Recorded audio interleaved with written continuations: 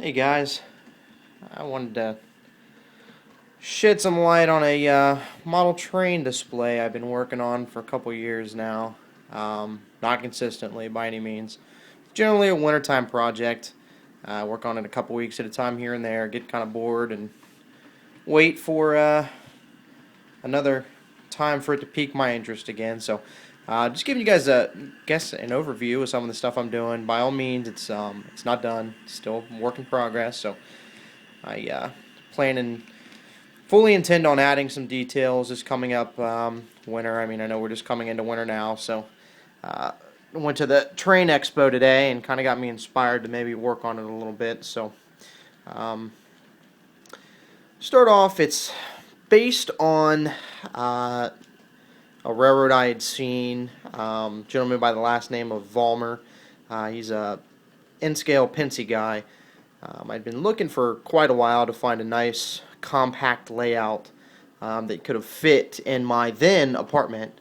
Now I've got a house and plan on expanding way beyond this, but at the time I didn't have very much room to mess around with this stuff, so I was looking for a compact layout. I think that Dave, from what I had read on there, I haven't been on his website in quite some time, but he had based it upon a track plan from a model railroader from back in the 90s, so I know he kind of borrowed it from somebody as well. But I basically just tried to kind of replicate some of the scenery that he had done, not to a T. I mean, this isn't a straight copy or anything like that. It's just you know, pretty similar. I've done a lot of the same things he has. I like the way that it was, laid out. I mean, it was kind of small. So I'll step back and give you guys kind of an overview of the entire layout as I've got it sat in my room here. It's one of our spare bedrooms. So got fly model airplanes as well, and have a nice big boat that I made in that corner, and that's my junk table that I mess with all this stuff on, so forgive me, it's a mess. But some of the more recent stuff I done um, in the last month, I rerouted this road. It went through a different location because I wanted to add a separate structure here, so just a little time consuming, as this stuff always is. So but it's a nice hobby. It keeps you busy. Get some decent shots, I guess, there. Just kind of trying to tie some stuff together.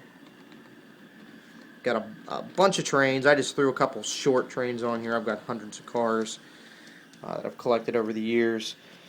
But I wanted to have something running to show you guys. As you can see, I've done all the train phone antennas on all my locomotives and caboose that are Pennsy, which is the majority of my fleet. It is Pennsylvania. I've got another train coming around here, so I'm leaving it on. But you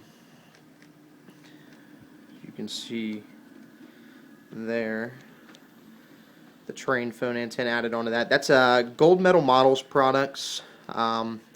Can't find them hardly anywhere. It took me forever to find some. I was able to find some online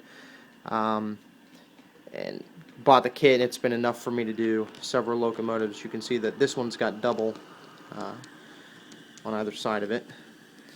So as the prototype, I've used prototype books to kind of replicate exactly what those are supposed to look like. Modified this. It's a American Supply kit, I believe is what it was. Modified it to accept rail traffic straight in the door here because I do not have enough room on this back side, as you can see, to actually run to the dock doors that it's supplied with. So I had to kind of do a makeshift adaptation there. Show you.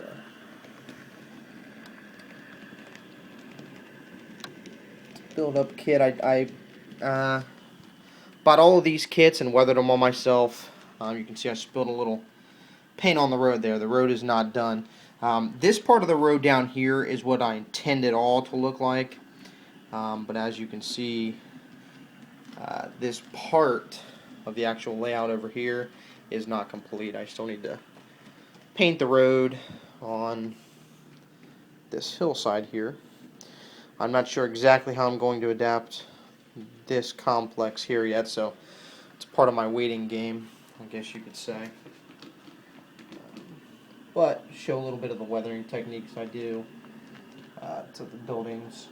I print off a lot of this signage, guys. I find stuff online that I like, pull it into Photoshop, and just kind of adapt it, print it off. So most of the signage, they are not decals, they're actually just printed off. So, not, like I said, none of this stuff is glued down yet. I'm kind of moving things around and trying to get things where I like them. So, hopefully I'll add another video here before sooner or later and kind of update on some of the progress that I've got with it so far. I mean, it's one thing about these hobbies, they don't ever end. It seems like it's a never-ending project. There's always something additional you want to add to it, and it always evolves. So feel free to leave comments, guys, ask questions. I have no problem answering questions. So as I said, I intend to be on a little more than I was. I am using a Bachmann Easy Command DCC system, just because I'm just switched to DCC within the last year. So I figure I'd get my feet wet with the beginner system. I probably hope to upgrade to one of the more advanced systems sooner or later. I've got 4 locomotives with sound, and it's kind of hard to program or anything like that on this DCC system here. So I have to have my grandfather, which is who got me into this stuff. My grandfather, my uncle, got me into this stuff when I was younger. So I'll have to have one of them maybe update these things on their systems. So do all the programming and whatnot. So most of the locomotives that I run are either Kato or Atlas. I've got 2 Bachmanns. One's a steam locomotive, and the other one's an RS3 that came with DCC, which actually runs pretty well. I'm pretty surprised with it. So, and other than this, this is my only other engine that is not Kato or Atlas. So. It's actually a lifelike model, and it runs pretty well as well. So one of the ones I have a sound decoder coming for I ordered last week, so hopefully that'll be here before you know it. Thanks for watching, guys.